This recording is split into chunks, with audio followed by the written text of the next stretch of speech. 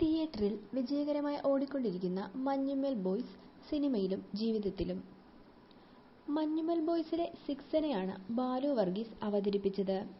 ദീപക് പരമോൾ ചെയ്തത് സുധീഷിനെയാണ്. കൃഷ്ണകുമാറായി എത്തിയത് ഗണപതി.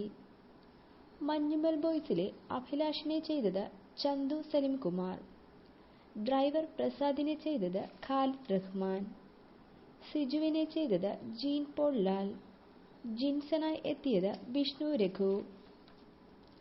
സുജിത്തിനെ അവതരിപ്പിച്ചത് അരുൺ കുര്യൻ. സുഭാഷിനെ അവതരിപ്പിച്ചത് ശ്രീനാഥ് ഭാസി. കുട്ടേട്ടനെ അവതരിപ്പിച്ചത് സൗബിൻ.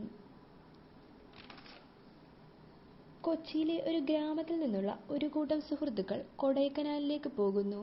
അവിടെയുള്ള ഒരു ഗുഹയിൽ ഒരു അപകടം സംഭവിക്കുന്നു. തുടർന്ന് സംഭവിക്കുന്നതാണ് സിനിമ. ചിദംബരം സംവിധാനം ചെയ്ത ചിത്രത്തിൽ പ്രധാന വേഷങ്ങളിലായി